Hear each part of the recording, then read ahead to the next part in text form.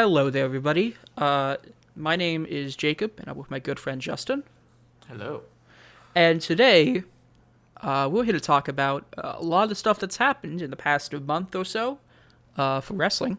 And Justin, you want to know what it is? Today is? What is today? It's not the exactly? exact one, but this is the 1 year anniversary of us doing the show. Oh, that is We great. started last year with the Royal Rumble. And Really? so we just been, yeah. And so our schedule has been as consistent as the quality of WWE this fucking past year and a half. Definitely. Speaking of which, let's talk about, well, firstly, we should probably get one thing out of the way with, because it's not a very happy thing to talk about. And I feel like this is something that we kind of do need to mention. Firstly, content warning for any people who all kind of get, upset over, like, anti-Semitic bullshit. But, boy. so, Brian Kendrick, he is a very popular technical wrestler. He's a very good wrestler, but he's a shitty person because it was revealed today yesterday, what it was announced that Brian Kendrick just simply left WWE. Like, his contract ran up and he just asked for his release. And they're like, okay, you can go. And so it was then announced a few hours later, hey, he's going to be wrestling Jon Moxley on Dynamite. And so people were like, yeah. But then on a Wrestling Observer, like, After Dark show, some caller mentioned, hey, did you know that Brian Kendrick said these bunch of shitty things about Jewish people and he's a 9/11 truther and a Sandy Hook denier? Like, and that shit spread all over Twitter, and he was pulled off of the Dynamite card and replaced by Wheeler Yuta. Right. So, and then he announced, he had a little bit of an apology on Twitter saying, I'm sorry, these weren't my thoughts, despite the fact that he freely expressed them multiple times over the course of the past decade. Like, he said them in, like, a conspiracy theory YouTube channel. He said them in a article. He also said them on a High Spots DVD. So it's not like he wasn't trying to hide it. Now, No. why he got hired after all of this, when they, Huh. unless they just want to turn a blind eye, is my question. But I can assume, unless companies really don't care, we won't see Brian Kendrick in a major indie or federation in the next year or so. I mean, do Brian Kendrick stands exist? Do they? Not really. Okay. I mean, And another unless you're thing. like me and really like 2000s indie wrestlers, which is a lot of people. And another thing, like, some people can say, like, this was said a long time ago. The dude is 40, okay? This was said during his adult life. He Like knew what this, he was saying. this wasn't like, oh, I said the N word back in middle school type thing. No, Nah. you're a fucking. He was, he's a grown ass adult, and I thought he was cool, but no, he's a fucking asshole. No wonder by Paul London's better. But it's just really disheartening to see that this came out about such a universally beloved wrestler, and it sucks. And quite frankly, if this means we can get less people like that in the AEW locker room or any locker room, really, I hope so. Now throw Jay Lethal out though, because Jay Lethal also has done pretty fucking shitty things. Oh, boy. Yes, Look, like, not like the more... not like Holocaust denying shitty. I mean like sexual assault shitty. Look, like, the more this happens, the better we are for it, Yeah. because it just exposes people like this and shows them that they're not going to prosper. Yeah, it sucks that Also, happened. if you agree with any of the things said by this stop guy, fucking stop watching our show. Yeah. You are a horrible person. Do not If you watch. yeah, it's just dumb that he thinks this way, and it's a really sad thing, really, I guess. And it reminds me of when Drake Younger got released by WWE.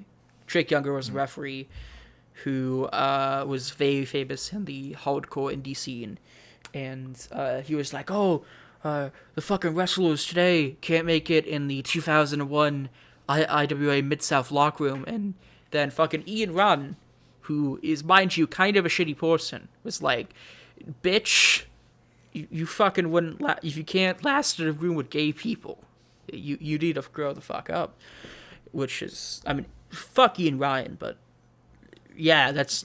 Look, this business is full of some shitty people, and it's annoying that there's still a lot more in this business. But the further we go, the more ahead in time we get, the better things are getting, no matter how bad they seem to get. Yeah. But, we just wanted to throw that out there, because it's not a very fun topic to talk about, and we might as well just get it done with, because this just happened, like, less than 24 hours as we were recording this, and, yeah. But on brighter news, something I actually forgot to talk about with you before we started to record this, is something actually, there was a show, a very important show that we completely, for some reason, forgot about when we did our brief, like, meetup before we were recording this, and that is the GCW Hammerstein Ballroom show and the Indie Wrestling Hall of Fame being announced. So, obviously, GCW is one of the best probably the like indie promotion today. And I mean, it's got ECW vibes right now. Yeah. And they managed to sell out the Hammerstein Ballroom, which is fucking crazy for like an indie show, because, you know, GCW does do a lot of good business, but it's also still ultimately an indie show. Like, they don't have a like cable deal. They don't have a like any sort of streaming deal with fucking Peacock or anything. I feel like that's the divide between indie and big is, do you have a deal with somebody to get your do you have a deal with a major company? Yeah, like, you know, I wouldn't consider Ring of Honor's or Impact as indies. I would consider them super indies, maybe, but definitely not indies. Well, you wouldn't consider Ring of Honor much of anything now, but yeah. But quick fucking recap of the show, as I know most of you probably already seen it, but, you know, I personally haven't seen it. I was too busy at the time, but this is a bit of the results. I heard it was really good. So the Paste Blue Ribbon pre-show, because they actually got a deal with Paste Blue Ribbon to fucking do that, was run by Big fucking Vince. Thunder Rosa and Lufisto were surprise entrants in the matches. And then a scramble match was run by the Grim Reaper. AJ Gray won the grab the brass ring ladder match. I forgot who else was in there. Team Flamita defeated Team Bandito. Blake Christian defeated Leo Rush, who was a replacement for Jonathan Gresham. Matt Cardona defeated Joey Janela in a match that had Sabu, Brian Myers, and X-Pac make like surprise appearances, and also Vincent. Fucking Vincent made an appearance. Virgil. Virgil. And also Hornswoggle. Okay. Yeah. Ruby Soho defeated Ali Catch. Jeff Jarrett defeated Effie. The hell is he doing here? So it's because Jeff Jarrett quietly left WWE and was like, I want to work with Effie. And then he fucking appeared in GCW one night and was like, Effie, I want to challenge you at Hammerstein. Effie's like, yeah. He was in WWE? What? He was in WWE for He was a backstage producer. Yeah. And Jon Moxley retained the GCW World title by defeating Homicide. And Nick Gage and Matt Treyman defeated the Briscoe brothers to capture the GCW Tag Team Championships. They were actually, because the Briscoes had an open challenge, and people were wondering, who was going to be. A lot of people thought it was going to be FTR, because they made an appearance at Final Battle to challenge the Briscoe Bros, but that never ended up happening. But Nick Gage and Matt Trayman ended up answering the open challenge, which was a special surprise because Nick Gage wasn't even scheduled to be on the show, and he was saying that he had heat with GCW, but I assumed that was all a walk. But it was a pretty fucking cool visual to see to see the Nick Gage make his entrance in that building. What are your thoughts on GCW selling at the Hammerstein? I think it's really cool, and I want to watch more of GCW because I feel like they're really bringing in that weird ECW style, and I really want to watch more of what Zack Ryder's doing. Matt Cardona? Yeah, him. I couldn't remember his name, but yeah. He's kind of like I know you probably saw the most recent Wrestling with Regret episode. He's kind of like how Tracy Smothers was in Slam TV, with his whole I hate hardcore bullshit. And he's doing like a Vince McMahon impression, basically. Yeah, which is fucking great. I think it's pretty funny, and I like that. And Mox is back. That's cool. Yeah, we've got to mention about that. Mox is back. I'm actually reading his autobiography, and it's super good. It's I'm about halfway through it. I highly recommend it. Interesting. So one thing that preceded that was before the GCW show was the first ever Indie Wrestling Hall of Fame, which I'll run through the things right now. So we had Homicide, inducted by Chris Dickerson, Jerry Lynn, inducted by Sean Waltman, Lufisto, inducted by Lenny Leonard, Dave Prazak, inducted by CM Punk, Ruckus, inducted by Sanjay Dutt, and Tracy Smothers, inducted by Chris Hero. All great picks, in my opinion, for the Indie Wrestling Hall of Fame. I wait for one of these days when fucking, I don't know, goddamn, some Chikara guys get in the fucking thing, or Super Dragon or somebody. But I hope one day. One day. My ass in there. Yeah. Don't worry. But I thought these were all great picks. All these people definitely helped put notice to indie wrestling, and it was also just a nice thing for GCW to do. And I watched bits and pieces of it, and it was a great introduction. It was it felt very good to watch it. And speaking of Hall of Fames, that actually reminds me real quick, the Ring of Honor is doing its own Hall of Fame.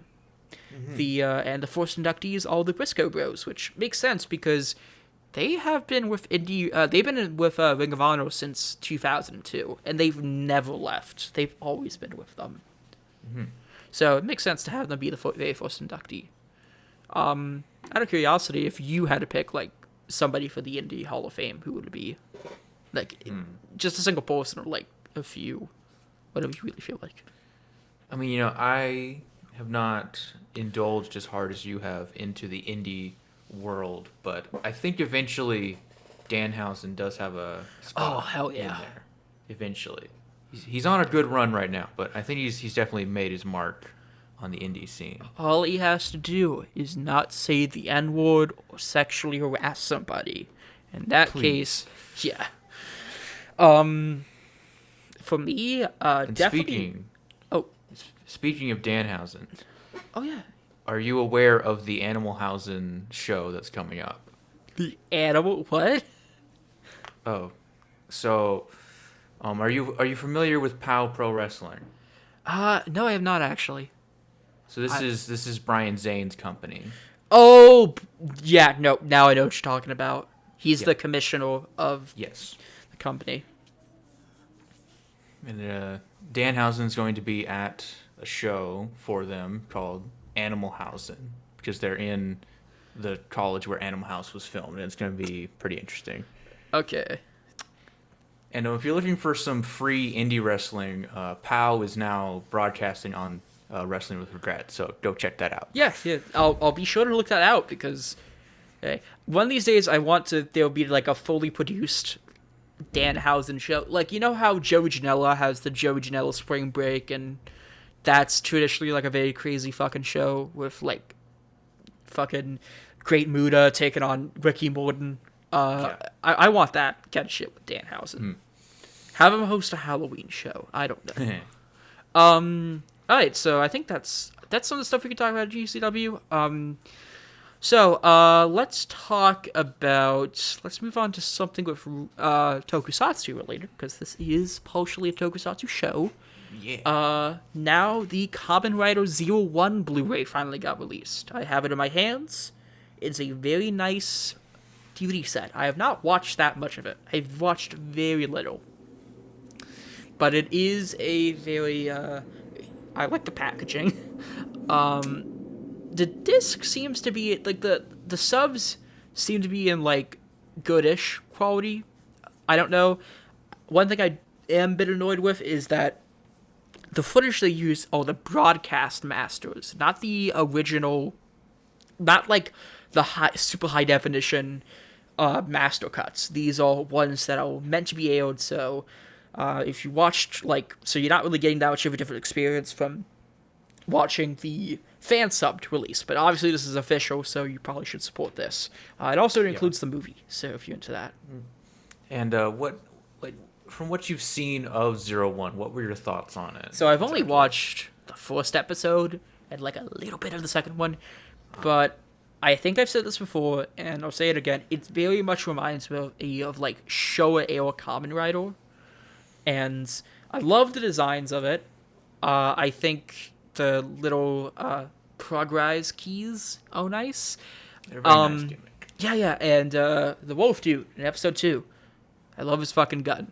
Yes, Vulcan. Those are my Very fun. key notes so far, because again, watched very little of Zero One. I only really put it into my Xbox to test it out, because I was watching Ultraman Tiga. I'm like halfway through it, so I'm Weird fun fact. I also watch Blu-rays on my Xbox. I think it's just because using a game system to have Blu-rays is like watch relays on is much more convenient than just like having a separate HDMI thing being taken up by Yeah, because I don't have a Blu-ray player in my room, and my computer doesn't have a disc drive, so. Yeah, and they do exist external Blu-ray drives, but they're really expensive. Like they're like $90. It's a bit much. Let's talk about another Tokusatsu thing. You said that you watched Heisei Generations Forever. Yes, and I have to say, this is my kind of fan service. Now, do you put mind them in the movie? Yeah. It's basically what it is. So It's interesting. do you mind explaining to like what the plot is? Because I've never really watched Heisei Generations Forever. I think I've So the watched bits and plot pieces. Of this Heisei movie is so the 01 cast goes to a universe where Kamen Rider is just a TV show. Yeah. It's a TV show. There's Kamen Rider fans, and they gotta help, a Kamen Rider fan get his brother back, and there's some time travel stuff. The main thing is that there's this villain who wants to like destroy Kamen Rider, essentially. And he uses like, the another writer thing to create villains and stuff like that. We get another double, which is a wonderful ass design. I love that. Yeah. So cool. It's like it looks like it's two Rider things stitched together. Yeah, it's like that is it's so two fucking guys cool. sewn together. It's amazing. There's also another Dino, which has another Din liner, which is awesome. Yeah. It's really cool. Doesn't like the original Deno actor return for this? Yes. Which was like a huge does. deal because he's moved on to like really big roles in Japan, so he hasn't really gotten that much cop stuff for like returning. Because whenever Deno is shown in a like crossover film, it's usually just Momotaros and friends, but here it actually is all the original cast. Yeah. It's really cool. They really And- like the Deno money. Yes. And not only that, but there's also this way that they do things where people in the crowd think about Kamen Riders and they just appear, and it's really cool. And they're all there, and it's amazing, and they Wait, all how get does to do that rider work, though? kicks. It's a thing. I don't know. Magic. It just happens. Okay. It just happens, and it's amazing. And the people who you think would work together, like, Drive and the other speedy guys, like, Kabuto and and all of them, they all get to work together, and That's- it's really interesting. I do also remember one thing about that is, like, I think when Oz appears, he briefly looks at, like, his hand to see if Edgy is there, and that is so fucking heartbreaking. Especially, although we're getting the O's 10th anniversary film, so Nice. we're gonna definitely see an arc in that, hopefully. Any other thing you want to add about Heisei Generations Forever? Did you watch, like, the official sub release, or did you watch a fan sub? I did watch it on Shout Factory, and it's a very heartfelt movie, and it feels like a great movie ending for Gio, because it is kind of intertwined with his story, but it's a really good feeling movie, and it's pretty emotional for, like, Kamen Rider fans. Do you think that it's, like, a good send off to the Heisei era?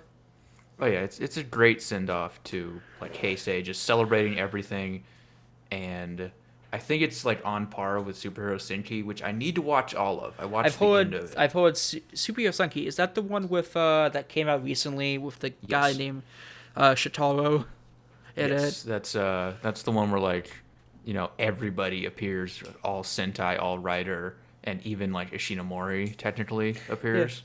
That actually reminds me of I'm watching Tiga, and I read up on an episode where fucking this alternate universe version of who created Ultraman? Edgy Tsuburaya, where Edgy Tsuburaya appears in the show, and he's like, "Hey man, I want to make a show based on you," and an alternate universe version of the original Ultraman shows up. That's pretty fucking cool. Oh yeah, and Takeshi Hongo shows up too. Oh hell yeah! Fuck, I gotta watch this then. Anything with badass fucking grandpa, dude, I need to watch. All right, so, let's see. I think we should since there's not that much left to talk about on the fucking Power Rangers, not Power on Tokusatsu side. Let's briefly talk about.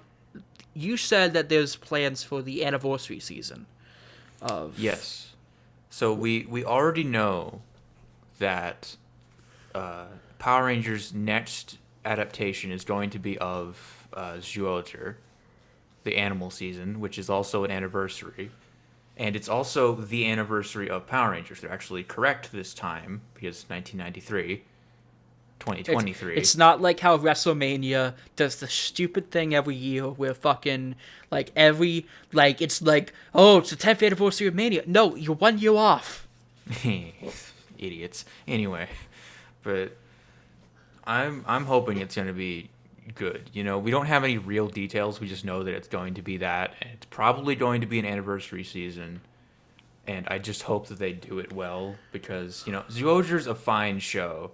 I just hope that they try something new, I guess. I love the Bofo thing that they have. The little Rubik's Cube thing. Please tell me they do a Minecraft crossover. They have the money. They have the Hasbro money, so. Like, Hasbro, get in touch with Microsoft. Do a Minecraft crossover. Well, we already have a Street Fighter and Power Rangers crossover in the form of the video game. So, hey, man. It could happen. I remember that trailer that they released for, like, Street Fighter and Power Rangers, where they actually had people playing Ryu and Chun-Li. And they turned into their own Rangers, and it was awesome. Yeah. Yeah. Oh, one last thing. One more thing I want to mention, because I actually just forgot about this. Kamen Rider manga. That finally got released in the States.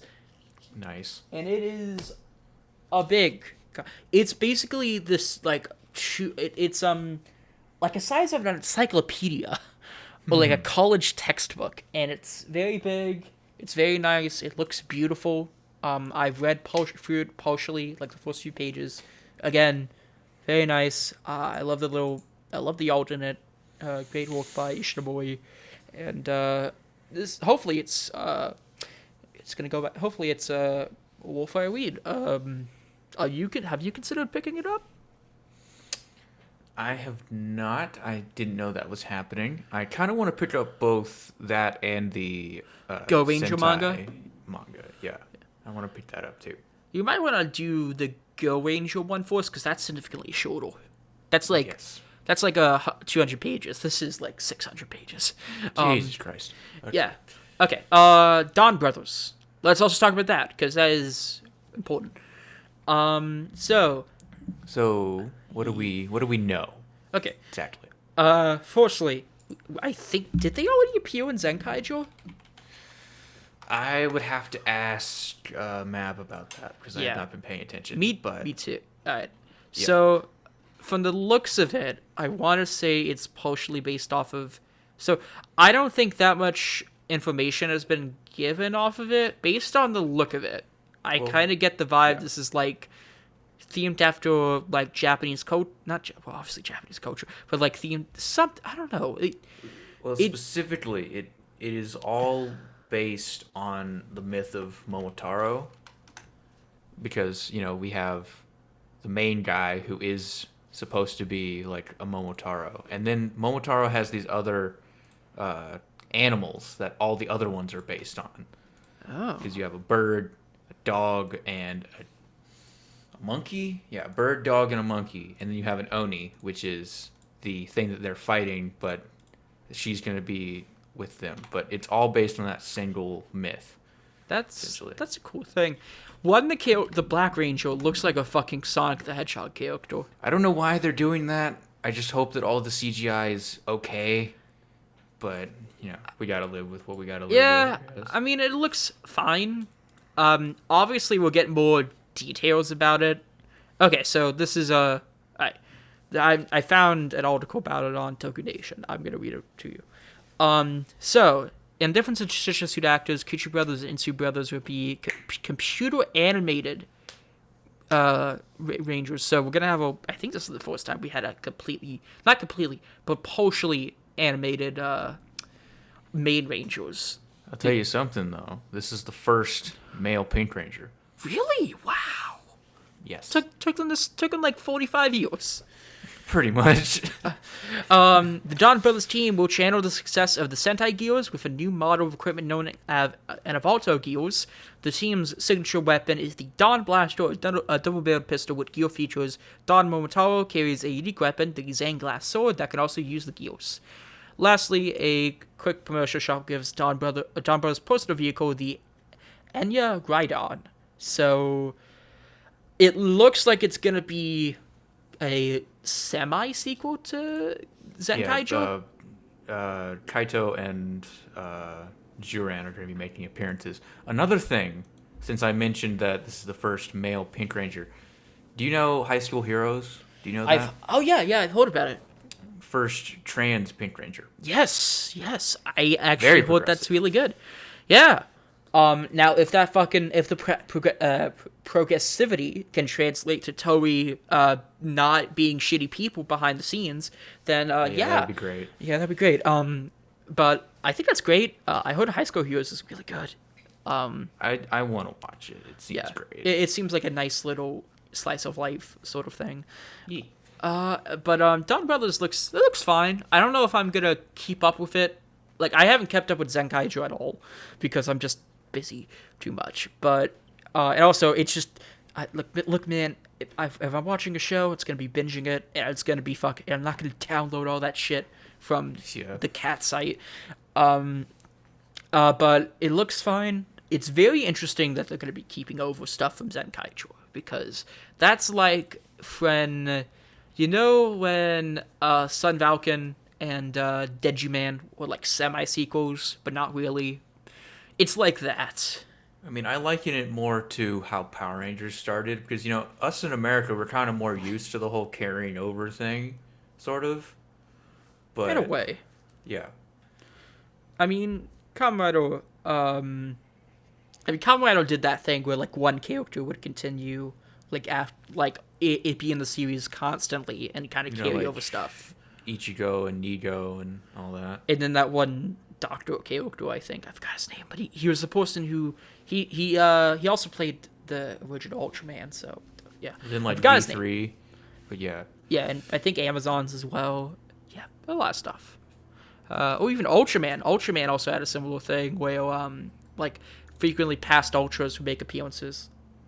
Like I know in Ultraman Leo, Ultraman, fucking Ultraman's Ultra Seven's human host. Dan is like the mentor of that series, so it's a nice little thing. I kind of like it. I also kind of feel like it's a bit of a burden because like it's not something I feel like I can kind of see some people being turned off because it's like, oh man, I gotta research or gotta look up and watch Zenkaiger Force, but I mean, probably don't have to. I don't think it's gonna be like the like a full on sequel to Zenkaiger. It's just going to have people from Zenkaiger Set in the same universe, I guess, because technically, in the context of fucking Zenkaiger, isn't like every Sentai another world? Yeah, it's a multiverse thing, like, Decade did and stuff like that. Okay. Which I think is a good way to do it. Yeah. Makes sense why all this shit's different. All right. But should we get into the meat and the potatoes? Of this, Well. or what? Yeah. I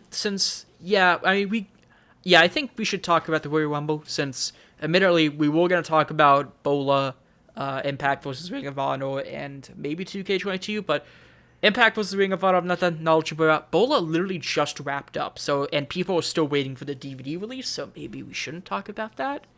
Yeah. And 2K22, what you want my fucking opinion on it? I already bought the fucking thing, because I'm a fucking mulk. Okay. Is it busted as hell? It doesn't look bad. It's not released yet, but it looks really good. The controls are hopefully an improvement. The career mode is focusing on Rey Mysterio, so that's nice. Okay. What else? I know they're including My GM is back, General Manager mode, and hopefully it's definitely better than 2K20.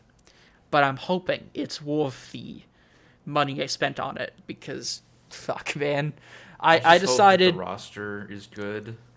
It looks like it's going to be, well, I know there's definitely a cutoff point for when people can't, because they've spoken about how the releases does mess them up on some parts, but since they're so close to release, there's likely not going to be any changes to the roster because they already, have the people set. The game is releasing in about a month from now, so there's no way they can just easily change all of that. Anyways, let's talk about, like you said, the main meat and potatoes, the thing that will probably become a yearly tradition for us going forward, that being this year's Royal Rumble pay-per-view.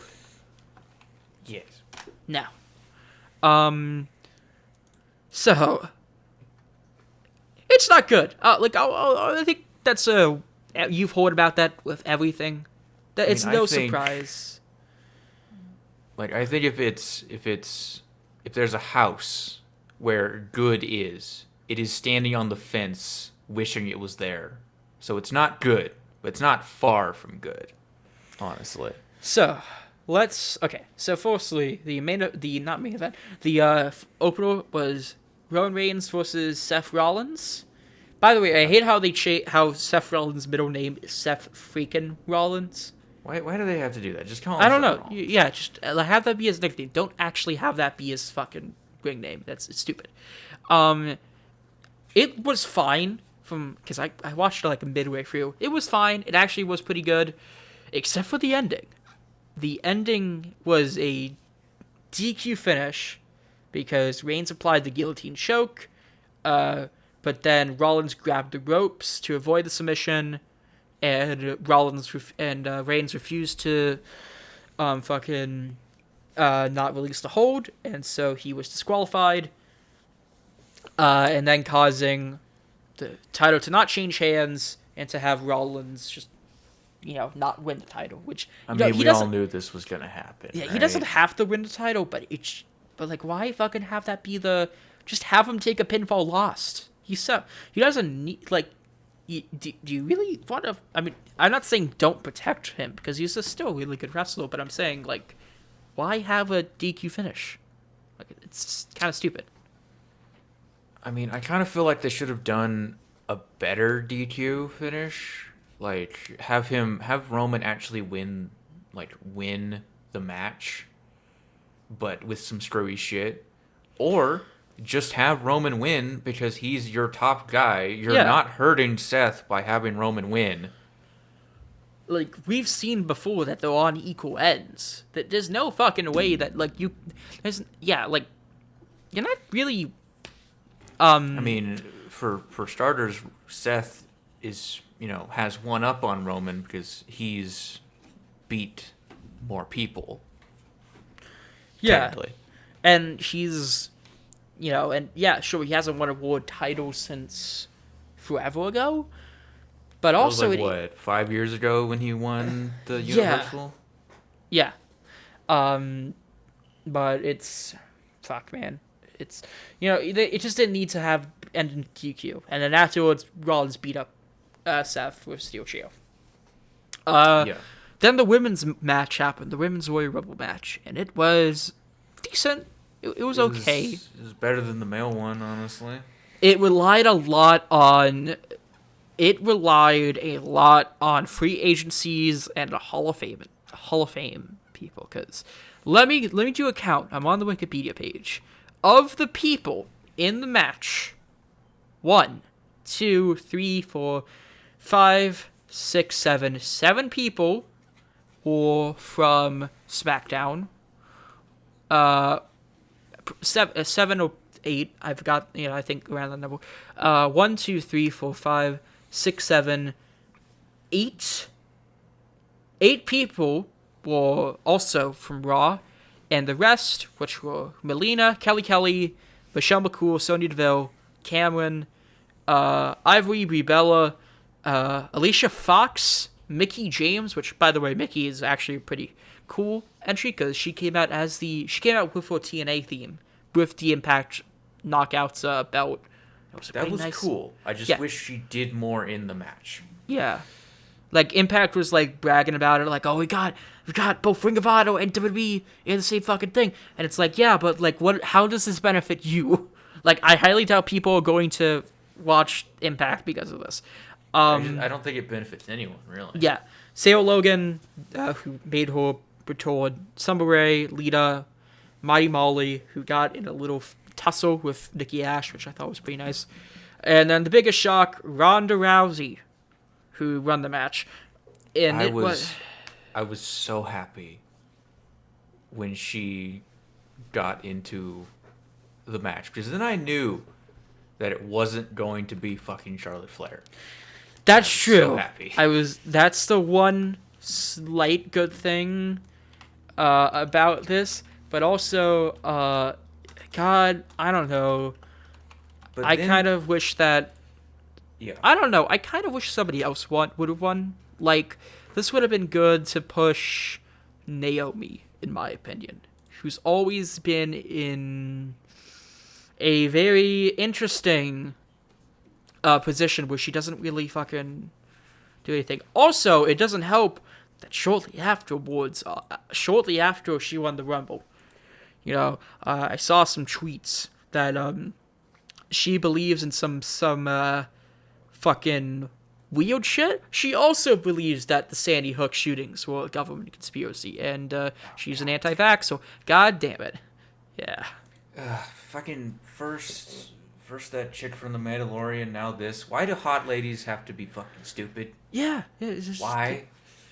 Like, okay, how about this? Why do female UFC stars have to be fucking dumb and insane? Why is that a trend now? Yeah, like, you can just chill. Like, maybe not believe in the harmful conspiracy theories. Fucking remember when conspiracy theories were fun? Yeah, remember when they were too stupid enough to like believe it, or like not really hurting anybody, like the moon landing shit. Like, I don't think that would really hurt anybody. That was just a fun thing to think about. Remember when the biggest thing from conspiracy theories was just like the ancient aliens guy, and it wasn't a bunch of important people who are supposed to be smart? But then people like believed the Asian alien guys, and then that caused the central belief to be that they were actually smart and reputable. Anyway. Yeah, so that sucks. I'm not too thrilled about Ronda winning when you could have. I know it makes sense. Ronda is a mainstream star. She's been in acting roles. She's been in video games. She's been in all these different stuff.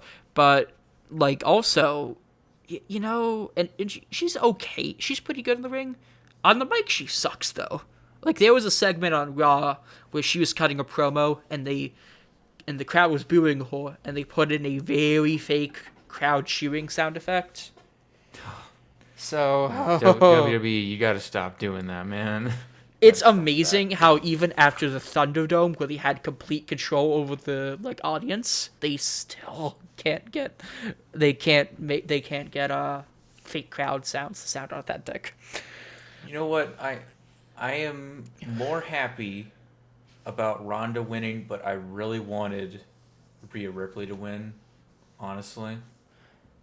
Because she's Rhea, awesome. Rhea just needs to get like back into the main thing. Like she won the title and now she's doing nothing. Yeah, when she won the title and then like immediately lost it to like Charlotte or somebody, then just was in that like tag team with Nikki where they won the belts and then they did it and then they lost it.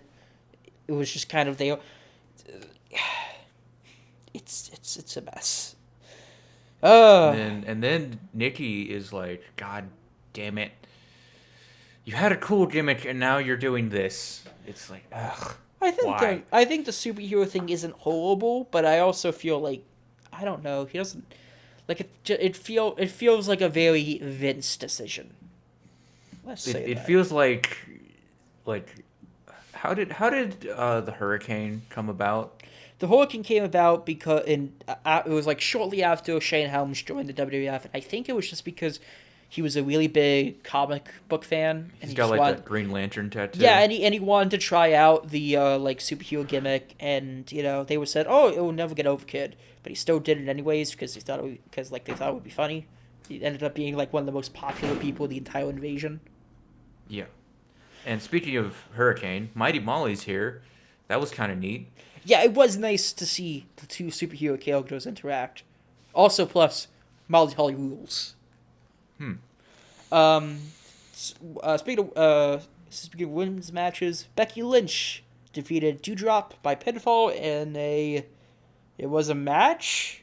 It happened. It was kind of boring. That's it. Which sucks because I've heard Doudrop, who was known as Piper Niven in ICW, was really good, and Becky Lynch is obviously really good. I feel like Becky is... I feel like she's kind of, Steve Austining a little bit. Remember when Steve Austin was cool?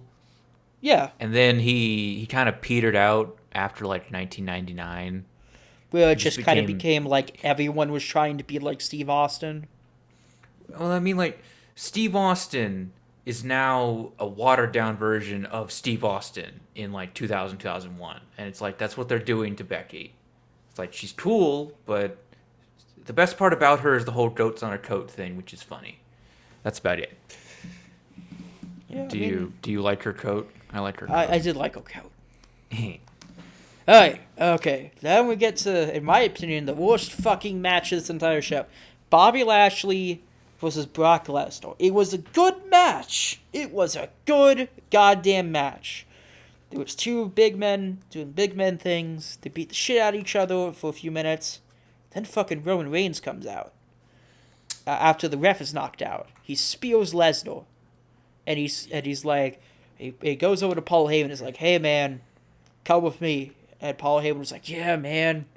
And fucking Bobby, they cost Brock Lesnar the title and have Lashley win the belt. Okay, firstly, why not have fucking Lashley win the belt at day one if you were going to take the belt off of Big E to do this whole feud? Secondly, fucking, why involve Roman? Like, I get he's feuding with him on SmackDown, but, like, you could have kept it out of this. Like, you didn't need the finish.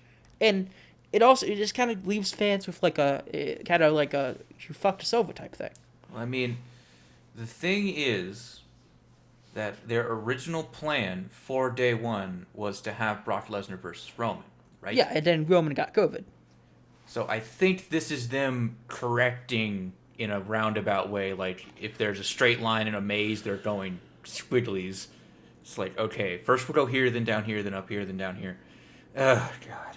It's a night. Why did It's they have to take the belt off Big E? It's like, you remember in the Brock Lesnar vs. Goldberg feud in 2004 when we had Lesnar cost Goldberg a match, and then Goldberg cost Lesnar a match. Remember, it was like that. But it's not even. But that was bad, and this is bad. Like, what the fuck? I don't know. Can Brock Lesnar just go back to the UFC already? I mean, I think he's fine in WWE. He actually's been pretty entertaining. I'm not loving this run right now, man. I'm not loving it.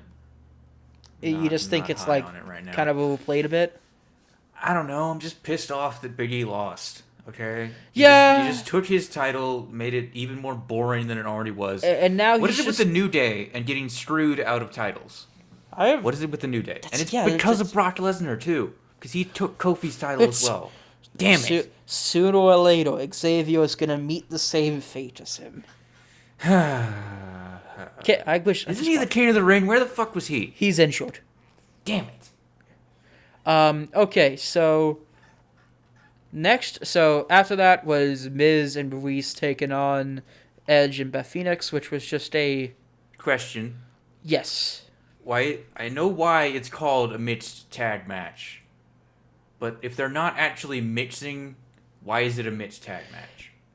I don't know, really. I mean, realistically it should be, but I think that's always kind of been the rules with intergender tags. Unless you're, like, in Lucha Underground or something, where it's like... Yeah, well, it's dumb, and I know for a fact that Beth Phoenix could beat the shit out of the Midge if she wanted to. Oh, yeah. Like, we know that one moment during WrestleMania where, it was Kurt Angle and Ronda Rousey versus Stephanie and Trips, and, like, she beat the shit out of Triple H for a brief moment. Why can't we have more like that? I mean, I know why, because WWE is a PG product, and there's always been, like, that stupid concern over, like, speaking of PG, Ivory was in this match. Why? Well, she was in the Royal Rumble match. I think it was just because... I don't know. So what is she talking about? Oh, it was... Right to censor one, dude. Yeah. Just, what the hell? You guys... Peacock took the vote. Yeah. Right to censor was part of Peacock. I don't know. I think it was just because they had to find somebody, and Ivory was like, yeah, sure, what the hell. Also, by the way, real quick, Ivory was fucking like, she looks amazing. For, like, 60? Yes. Yeah, like, Jesus Christ, she looks like the same she did, like, 30 years ago. Damn. That cannot be said about, like, fucking Sunny. Oh, God. Sunny, who still gets arrested, like, every 5-6 months. Anyway, this match was it was boring. stale. It was like, boring. I felt like it should have ended at day one. It didn't, and it just feels like whenever they don't know what to do with The Miz and Maurice, there was like, quick, get the wrestler The Miz is feuding with and get their significant other to do a mixed tag match. It's always that. Like, I remember when Daniel Bryan and when the Bellas had that happen to them. Right. Oh, yeah, we forgot to mention that the Bellas were in that match. Oh, yeah. The one before it. Yeah, that happened. Anyway. Okay. Yeah, so, it was just there. I mean, there was a cute moment where Edge brought out his kid to celebrate. That was nice. But this didn't need to happen. I mean, the thing is that, like, a mixed tag match is only interesting to me if they have a belt on the line.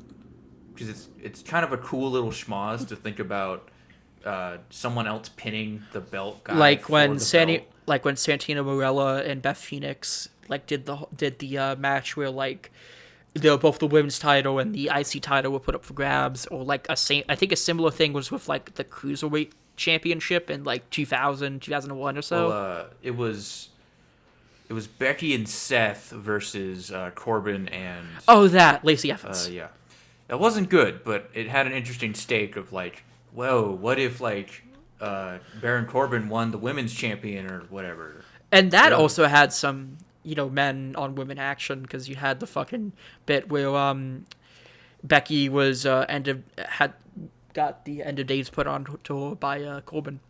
Yeah. That was And, a fucking this, awesome. this match ends with them doing the Glamazon thing, which was kind of cool. Kind of like that. Yeah. Anyway. Royal Rumble time. This is more like peasant scuffle. If you Okay. wanna call it that. Firstly, the match starts with AJ Styles and Shinsuke Nakamura. I like the starting thing, but also, why the fuck wasn't Shinsuke defending his IC title? He's had that belt since August, and he's not made a defense of it since last year's WrestleMania. I mean, to that same effect, why wasn't Damian Priest defending his U.S. title? Well, I think it was because, I don't know, on Raw, like a day or two Damian's ago. had a lot of defenses. I think Shinsuke deserves to be Shinsuke has not had more. like a single defense. He's just made appearances with Rick Boogs doing the guitar thing. That's it. Okay, so we had a lot of good people. We had, the Street Profits. We had Sami Zayn. We had Johnny fucking Knoxville, of all people. By the way, see that movie. I really want Yeah. to see that movie. That's opening soon, and it's Yes. yeah, I get to kick people out of my movie theater because you fucking kids try to sneak into R-rated films. Oh, you work in a movie theater? Yeah, I do. Yeah. Oh, cool. Knoxville, he fucking formed AJ, and like the moment Twitter saw that, people were like, so there's this weird fucking meme where Brie Bella is like looking up at the sky and is like, did I did good, boss? And it's a picture of Mitsuharu Misawa going like, yes, Queen Slay, and it's just that with fucking Johnny Knoxville. Johnny Knoxville, Okay. King of Strong style. Wow. And he gets eliminated by Sami Zayn. Hooray. Yeah, which apparently I think they're gonna be doing like a celebrity match because Sami Zayn interrupted the review of Jackass Travel. Wonderful. I don't know. Anyway. Okay. We had a few other people like Chad Gable, Dominic. Omos does his thing. But he's the a big boy. guy, and they all do the thing where the big people, all the little dudes take care of the big people all at once. I mean, I just love how Chad Gable's like, hey, Damian Priest, you're the biggest guy here. You take him out. And then he just gets tossed and then takes him out. Bad Bunny made his return to WWE. Give me a Bad Bunny run, please. Honestly, yeah, Do it. I wouldn't mind it because like you could tell he's actually really into it. He And did also, a Canadian Destroyer. that's Hell just his yeah. fucking move. He stole that shit from Petey Williams. That's not Petey Williams' move anymore. It's now Bad Bunny's move. Okay.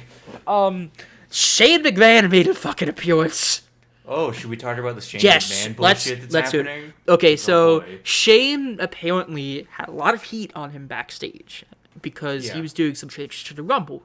Shortly after the Rumble, like literally yesterday, the same shit with Brian Kendrick, he got released. I assume it was, I don't know if it was a thing where Vince wanted him to leave, or he wanted to leave on his own accord, or people were just tired of his bullshit. Either way, it's fucking hilarious to me. It is Shane just- amazing that the boss's son got released in like 3 days. Yeah. Well, he was working backstage at the time, but he probably wanted to, do it in-ring stuff. Like from the Rumble to now, it's been like 4 or 5 days. It's amazing. Yeah, it's now. However, Shane can redeem me if he appears in GCW and starts like doing deathmatch bullshit with Nick Gage and Bloodsport. Oh boy. Bloodsport is it's not a deathmatch thing. It's like a cross between MMA and wrestling that GCW does. Like Dan Severn was in it a few years back, and like I want fucking Shane McMahon in Bloodsport. God damn it. Ooh. It's literally wrestling, but like it's mostly strikes and submissions, and it doesn't have a ring. It's kind of like Raw Underground in that way, but better. It sounds kind of like what Owen and Shamrock did a while ago in the Octagon. Oh yeah, Thing. yeah. I think I know. Kinda like that. Yeah. And then the match was of course run by Brock Lesnar, who made a surprise appearance at number 30 and won the match after like 2 minutes. I mean, the thing is that these matches had the same ending essentially. Yeah. It So- was former UFC person makes a surprise appearance and wins the match after throwing out Everyone else, and then yeah. throwing out the last guy, and it's like, okay, is this what, like, the Elimination Chamber is gonna have Bobby in it, right? Bobby. It's gonna have, I think, Brock in it. Oh yeah. I mean, are they going for title at WrestleMania? Or Maybe, not? Like, maybe, but in that case, why drop it to Bobby? why Bobby give it Lashley. to Bobby Lashley then? I don't know. By the way, we're not watching Elimination Chamber because that takes place in fucking Saudi Arabia, and I'm not supporting that bullshit. Yeah, I mean, did they just now decide to feed Elimination Chamber to Saudi now? Are we No, not just giving the B pay-per-views to this I yet, think or what? I think what they're doing is they're just deciding to do some, because they have that 10-year deal, so they have to Oh, abide by it. So it's probably because they have to fucking do it. Well, just keep Crown Jewel and Night of Champions. We never will watch them because they're B-ass pay-per-views. But yeah. Yeah, it's fucking yeah. So join us next time at WrestleMania. Yeah, Saudi WrestleMania. Oh no, Riyadh for WrestleMania, no. Yeah, a show where you still won't see Mustafa Ali. By the way, You'll yeah, see we Mustafa forgot. Ali, you'll see Mansoor, you'll see all that other shit. And you'll see Hulk Hogan still trying to get money, God damn it. despite the fact he can't fucking move. By the way, free Ali. I forgot to mention that because WWE, because he was like, "Hey man, I want my release from WWE," and WWE was like, "Nope, we're not gonna release you." So they're doing what they did to Shawn Michaels in Shawn 97. Michaels or I think Luke Harper. Also, I actually was speaking of this whole pay per view. I was my English teacher for this year.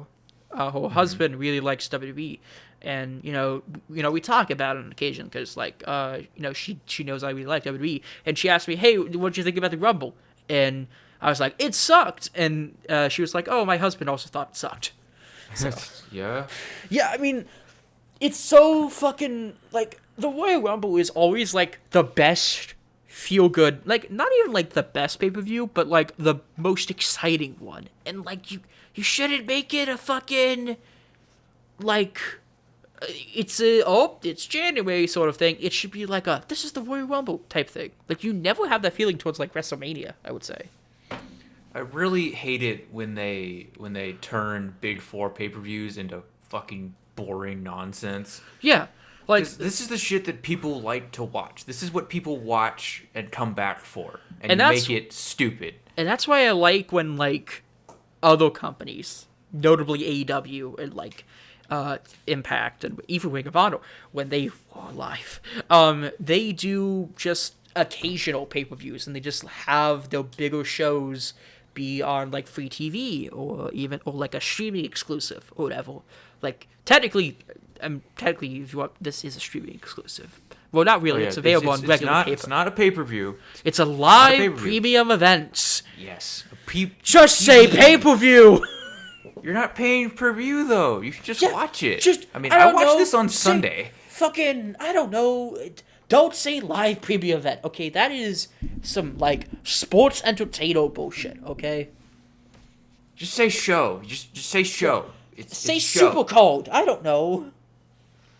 It's fucking WWE terminology. Okay. Yeah, it's let's see. Okay, so it's, I don't know, like, it's just so fucking weird that, like, this, because, like, this could have been a really good show. Last year's show wasn't that bad, honestly. I mean, when we watched it, I mean, there was the weird opener of Drew McIntyre versus Goldberg. You know, the thing that... Okay. Like 10 years ago, when Goldberg came back, did he like get infected with a parasite that makes him want to stay in WWE? Why does he want to be here? Money. Just go to AEW and get some of Khan's money and just do your old man bullshit. Okay? Well, he knows Get out of that here. WWE has the Saudi Arabia money. That's the thing. Oh, God. They have the blood money. They want the fucking blood money, okay? This is how Damn it. this is how it works, and this is how it's going to work until the fucking deal goes out. But Oh, by the way, the Bad Bunny surprise was actually spoiled because Undertaker posted a photo of him and Bad Bunny together. So, Damn it. yeah. But that's the Royal Rumble. I wish they did a better job. Yeah. Yeah. Also, so day one was on January 1st, right? Yeah, I believe so. Why are there two January pay-per-views? Well, it's because that was their like New Year's special, and then this was the Royal Rumble, which is obviously always in January. Also, because, are they not doing Fastlane anymore? let me look at the pay-per-view schedule for this year because They said Elimination Chamber and then WrestleMania, and it's like, are you not doing Fastlane? Isn't that the whole point of Fastlane? Well, no. Sometimes it's Fastlanes is usually just we have to do one more thing until fucking WrestleMania comes around. Usually, to my knowledge, sometimes they do it in March. Sometimes they do it in April. I think previous years they've done it in April. Like for the last few years they've done it in April, but this year they're gonna be doing it. Oh, they are gonna be doing it in April. Okay, so it's So they're just not mentioning it apparently. I guess. Let me hold on. There has. I don't know. I'm not watching Elimination Chambers. I might as well watch something else. Yeah. Well, you could just watch. Oh no, I don't want to say you could just watch NXT because like nobody wants to watch NXT right now. Also, where the hell was Triple H? I have no idea. I think he's quietly just like kind of disappearing. Okay, so the once golden boy of WWE is now quietly disappearing. Okay. I don't know. Maybe. Also, I think they just haven't announced it because let me see. Because the thing is, according to like the lineup for this year, I think we have, because we have obviously we have the Rumble that just passed. We have Elimination Chamber in Saudi Arabia, and then we have, according to the list, I think the next one is Stay and Deliver for NXT. So it like. I don't know. It's just kind of confusing to me. Maybe. Yeah. Hold on. Let me look again. I'm double checking the schedule this time. So, upcoming events: Elimination Chamber, WrestleMania. Yeah, maybe they just won't do a March pay-per-view this year. I don't know. That's weird. So, I don't know. They probably just haven't announced it yet, but the tickets should have got on sale already if it wasn't announced. I don't know. Maybe they actually won't just do a March pay-per-view. I mean, I can't really think of a year where they didn't do a, like, monthly pay-per-view. Because in the past few years, I'm scrolling the Wikipedia page. Every time March has gone around, they've done like Fastlane or some other pay-per-view. I mean, if you look at what they list under premium live events on their site, there's 13. So I think we have enough pay-per-views to do one every month. Yeah, and that's not even counting NXT's on pay-per-views. Okay, there actually was one year where they didn't do it. It was 2014 where they had January's Royal Rumble, February's Elimination Chamber, and then April's WrestleMania. Huh. So that was it actually usually was that where they had January, February, then April, and then they had another thing in April. I mean, back in like 2000 to 2002, they had like 24 fucking pay-per-views. Oh yeah, Jesus Christ. in the middle of the brand split era, like 2007, I think is the most pay-per-views they've ever had. 2007, 2006. Let me see, because that was the year when ECW became a brand. So you had that. Okay, there actually is a nifty little guide. It's like they got one night stands and December's to Remembers or whatever. The most was 2019 where they had 27. What? 27. Jesus Christ. They had NXT Takeover Blackpool, which was NXT UK, Takeover Phoenix, Worlds Collide, Royal Rumble, Halftime Heat, which technically isn't. It was under a network exclusive. Elimination Chamber, Fastlane, Takeover New York, WrestleMania 35, Shield's Final Chapter, Money in the Bank, Takeover 30, forgot what it's called, Super Showdown, Stomping Ground, Evolve 131, which was the 10th anniversary of Evolve show, Extreme Rules Smackville, which was a weird and, like, network exclusive where they just, the whole thing was like, it was in Nashville, Toronto, SummerSlam, TakeOver Cardiff, Clash of Champions, Hell in a Cell, Crown Jewel, TakeOver War Games, Survivor Series, Starrcade, and TLC. That's like just too much. That's too much. There's no way, unless you're like paid to do this, you did not watch all of those. No, I did not, of course. Of course. I only really watched the mainline stuff, and I didn't even watch like the stuff like Smackville, Starrcade, and Halftime Heat. I did not watch those because simply I didn't have enough. Simply because I just didn't have that much interest in.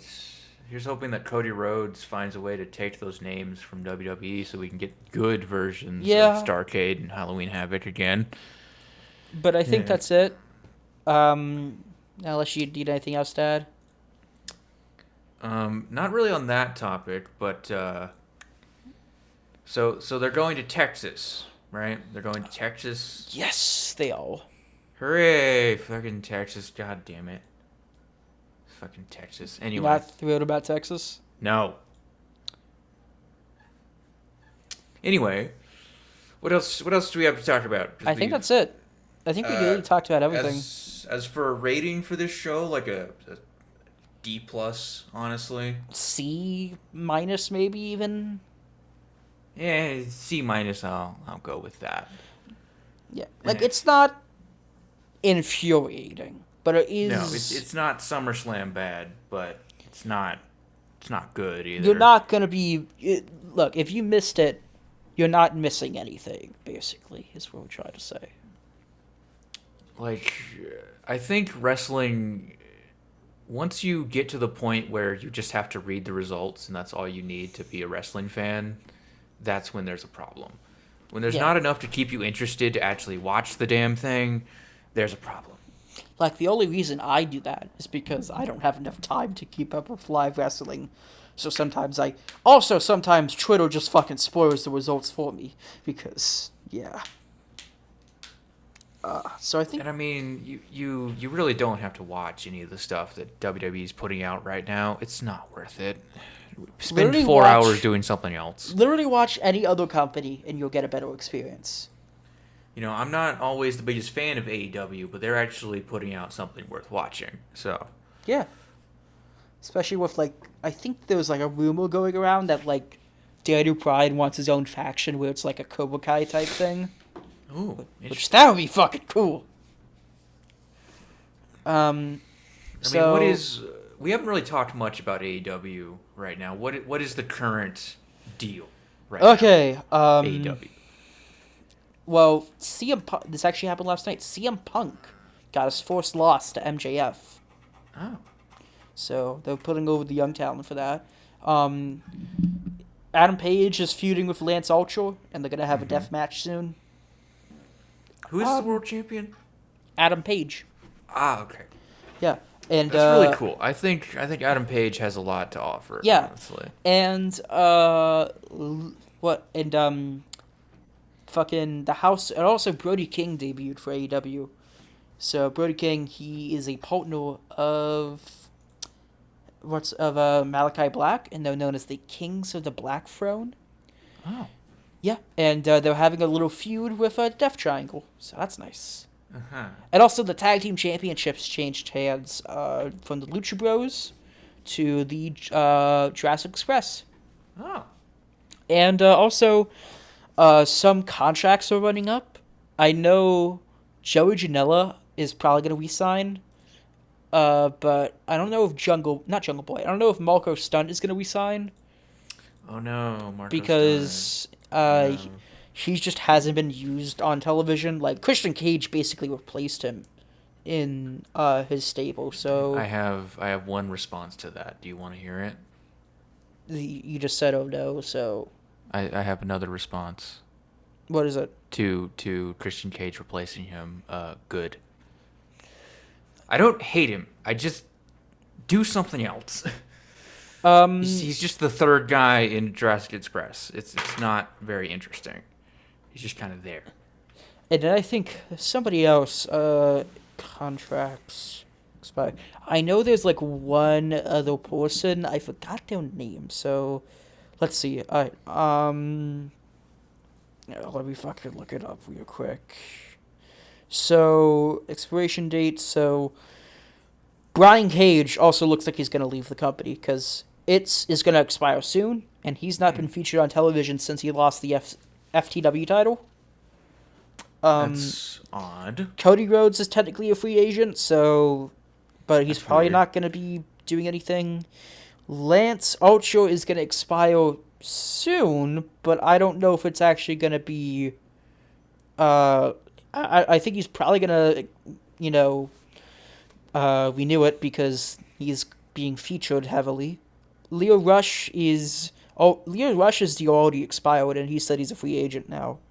So, I mean, I kind of feel like we're moving into this era of more free agents being able to go from GCW to Impact to AEW, and hell, we're seeing an Impact champion on Royal Rumble. It's like, which in my come on, opinion just all be a big happy family. is a way better thing. So, because that doesn't restrict any dream matches from happening. So I think that's really it for stuff we can talk about. Because Royal Rumble is not Royal Rumble, because Elimination Chamber is still in the phase, like the starting phases, and WrestleMania is too far away to predict. But I think that's it. So I'm Jacob. I'm Justin. And we just talked about a lot of things for a good hour and a half or so. Yes. See you later. All right.